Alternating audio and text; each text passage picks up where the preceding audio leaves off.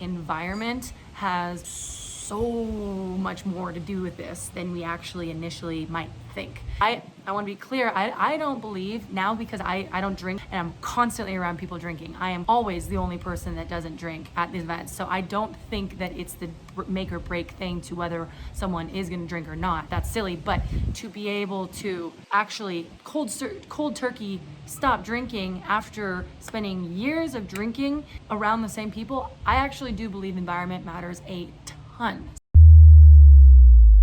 What's up, guys? My name is Lauren and welcome back to my channel. Today I want to talk about whether environment tends to affect one's ability to actually effectively stop doing the addictive or habitual thing that we've always done. I always talk about alcohol on this channel, but that goes for, in my opinion, nicotine, eating bad foods, doing drugs that we want to do, all the stuff that maybe might affect us negatively, but they're kind of a habitual, addictive thing. Whether or not environment actually matters in kind of cutting that out, or if it makes it easier to decide to stop doing those things. So a lot of you guys know kind of my story. I stopped drinking when I was 25 or 26 years old. I drank like everybody else prior to that. I was like a normal social drinker, meaning I drank a lot on the weekends, and I often went out to the bars all the time, and that was fine, partied, had shots, went to festivals and drank a lot. Pretty much anytime there was like an excuse to drink where I didn't have like an obligation the next day, I would drink. And that is pretty normal to society. When I changed my environment completely, as in my ex-boyfriend and I that I was dating at the time, when he and I broke up and the circle of people that I was around changed very dramatically, suddenly it was extremely easy for me to stop drinking 1000%, and I've never looked back. Now, I think I want to preface this, I should have prefaced this. I had tried for many years before that to like cut back on drinking. I was low-key like aware that I had like negative drinking patterns. I never drank like every night. I never was like, there are many people that were probably way heavier drinkers than I was, but I would black out more often than I wanted. I would brown out, say things that I didn't actually mean, start an argument or continue an argument where it wasn't necessary. I wasn't hitting my goals for weight or for fitness or for health. I wasn't getting the sleep I wanted. My overall potential in my career was just not, I didn't know it was attributed to alcohol at the time, but I wasn't able to really reach the goals that I was trying to hit, and it was frustrating. So I had noticed all these things happening, and it was annoying to me. And I knew that a little part of my problem was drinking alcohol. I didn't know that it was a huge part of the problem or anything like that. I just knew that I could probably benefit from cutting back a little bit more, but I was insecure about it. So I didn't talk to people about it. I actually think that there's a lot more people out here in this world that are very insecure about their relationship to drinking, particularly like young adults in college or high school or after college. But everybody around them drinks, and all the time, and it's a very social, very accepted thing. If you decide to stop drinking, a lot of times you're deemed like an alcoholic, or like it's just kind of socially negative, so we don't talk about it. I was, for years and years, I'm talking like 6 years, I was thinking about ways that I might be able to cut back from drinking. I was trying to like still hang out with people and drink with them, but like only have beers, or only have maybe one shot or no shots. Eat a little bit more, set an alarm on my phone and say stop drinking at this time, or just mark if I've had 2 drinks. I tried a billion things to try to cut back. Nothing never really worked, because inevitably at one point in the months I would drink too much, say something stupid, or just feel horrible, and all of my goals would be off track because of that. So I was really trying for a very long time, and I really couldn't, I could not make it happen. Like, I see a lot of comments in here with people being like, I don't know how to stop, I want to stop, all this and that. I look back, and I think it was a combination of a couple things. When I was 25 or 26, I still can't remember which year it was, I was dating this guy. I had been dating him for 3 years, and we had all of the same friend groups, very similar lifestyles. We basically lived together. Our friend group was kind of shared between the two of us, and they were heavy drinkers. What he and I did as a couple, now that I look back, a lot of what we did was drinking. So we would often go out to dinner and get drinks, or we would go to like a bar and get drinks, go to the new bar, we'd go to Miami. Like, it was so much fun, right? We had so much fun doing all this stuff. But over the years, that became like pretty much what we did. So, time with my friends, I was drinking. Time with his friends, we were drinking. Time with him, we were drinking. It was very social and casual and socially accepted, like I'm sure a lot of you guys would drink. Well, in those phases when I was drinking, I was still trying to cut back and failing. I was like really insecure about it. I never talked to him about it. I never talked to anybody about it. I would read things, I'd try to find things online, and I just couldn't. I didn't even want to stop drinking. I just wanted to cut back or be able to control it a little bit more. And nothing worked. We split up. I moved out. The friend group that I had, I more or less lost because they were a lot of his friends, a lot of guys. They were all very heavy drinkers, normal in society for our 20s. Moved out into a new place. My friend group was much different, or I didn't really have that many friends at the time. I wasn't hanging out with him. I wasn't going to get drinks like I was before. And suddenly, literally, without any really effort, I just stopped.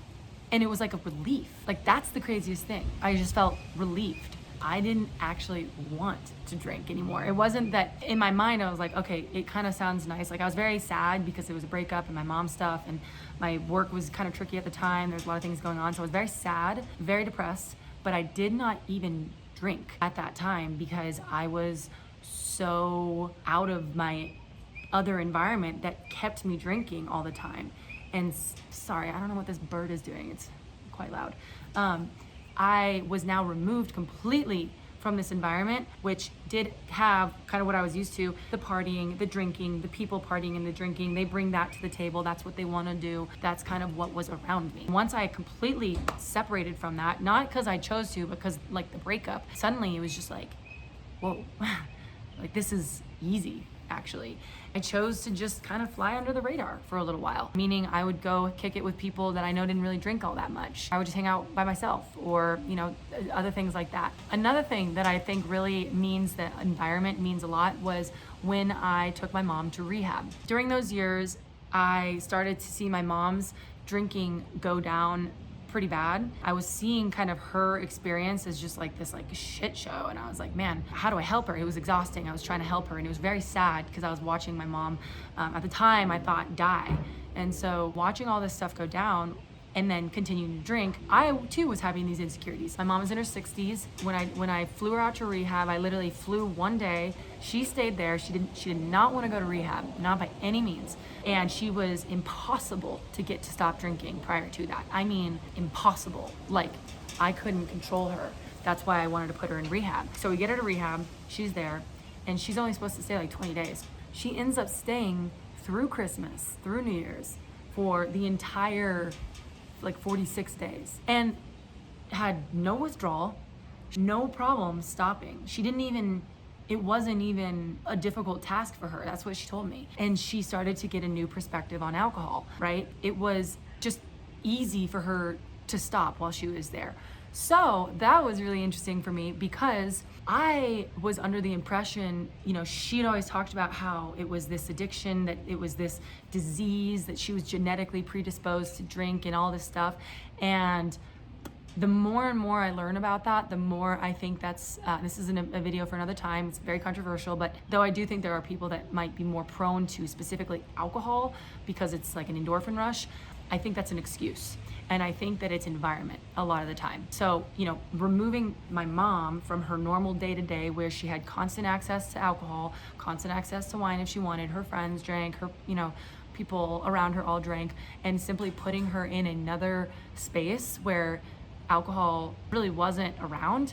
Yes, I understand it was rehab, but it was like suddenly her clarity within 15 days came back. Her like brain function started coming back as like she was normal again. And it wasn't hard for her. She was just like normal mom again. She made friends. She was like a very, you know, she's one of those people that just like brings light to people. So of course, when she goes anywhere, people acknowledge how she's amazing and how loving she is. So of course she was the light of the entire place. And so many people like fell in love with her, and, you know, she was there for Christmas and made all these friends and stuff. And it was just like easy. It was just easy. You know, it was interesting for me to see that because suddenly I was like, oh, she doesn't have no brain power. She's not like brain dead to this stuff. She literally just has to change her environment. And that will change how she lives her life. It's kind of like when they say like people who have, let's say, have best friends that are like morbidly obese, they're like 50% more likely to become obese in a very short period of time. That's because that's what's surrounding them immediately. I know for me, when I historically have dated guys that tend to have like lifestyles that include drinking a lot. Not anymore, of course, because I don't drink anymore, but I would drink more. Same with like, smoking pot or fitness. If I was dating a guy that was more into fitness, I tended to be more fit myself. So I believe that if anybody is considering a lifestyle without drinking, if you are considering adjusting that, just understand first of all that society is set up in a way that will make you feel weird for doing that. But everybody has been brainwashed by this idea that alcohol is supposed to bring us a better life. It's supposed to be at every event that we're a part of. It's, conducive to good, happy, fulfilled relationships. It's not. It's like, and again, I don't have any shade on people that actually do have a happy, healthy lifestyle with drinking. 99.9% of my family and my friends do drink. So I have like literally no judgment for people that decide to live their life like that if that's what works for them. Like, no one's here to preach, right? But there's no one actually talking about the reality. Like, let's look at the boomers and how effed up a lot of their lives got from alcohol, or the family lines that are screwed up because they have so much alcohol like addiction in them, and yet as a society we ignore it. Like, I think that society is sort of waking up to this a little bit, and I think that environment has so much to do with this, because if we are never able to see another reality, like I was able to see another reality when I was no longer with my boyfriend. Who was I going to drink with? That's literally what my friend group was him and his friends that I thought were my friends, but I didn't have anybody to hang out with, so I wasn't drinking. It wasn't typically a loner drinker, not typically. And so I started to see another version of life, and it was easy to stop because my environment had changed so dramatically. And same with my mom. It was easy for her to stop because her environment changed so dramatically. So I don't know what that means for everybody. If you've got like a partner or spouse like that is a heavy drinker, or maybe you have like a bunch of best friends that are, maybe it's best to, if you're needing to actually reset yourself for yourself, I would never encourage anybody to project their beliefs on other people. Like, I think everybody's to each his own.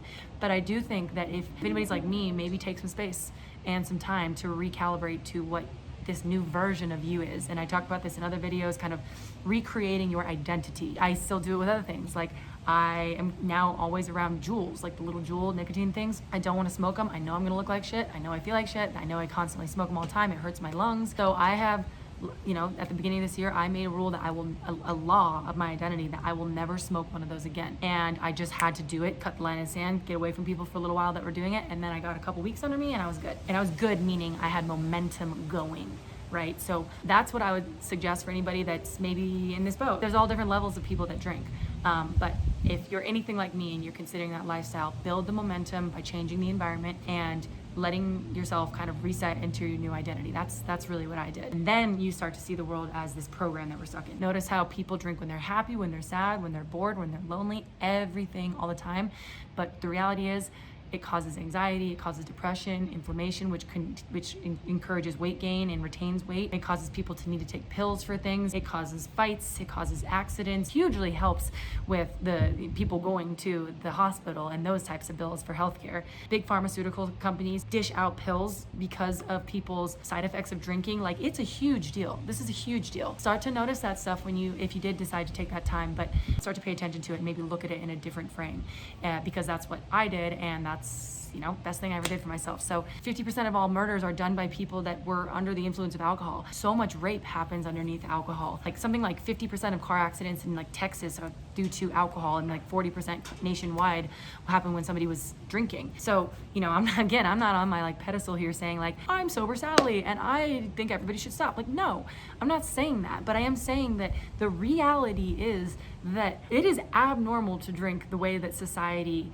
and marketing and companies and branding makes it out to seem like it should be. And we have all been brainwashed to believe that we're gonna get something from it. And so those of us that are wondering if we should stop, if maybe we should cut back, if maybe we're kind of like, I don't know, not getting everything we want out of our lives because of alcohol. I can only speak from my own experience and the experience of like my friends who had decided to stop drinking, but literally everything I ever wanted prior to not drinking, everything I wanted in terms of my self-respect, my intelligence, my memory, my social friend connections, my fitness, my health, my body, all that I wanted was on the other side of not drinking. So my entire life blossomed. Didn't happen right away, but it blossomed over months and sometimes in a couple, it's still blossoming 3 years later. This whole marketing thing that we have, we're stuck in a program, and the program is the marketing and the advertising and the branding, and all of these companies trying to convince all of us, they are doing it very successfully, that alcohol is necessary. And so anyways, I love talking about this kind of stuff. I talk about life without drinking all the time, because I think that there needs to be more attention to how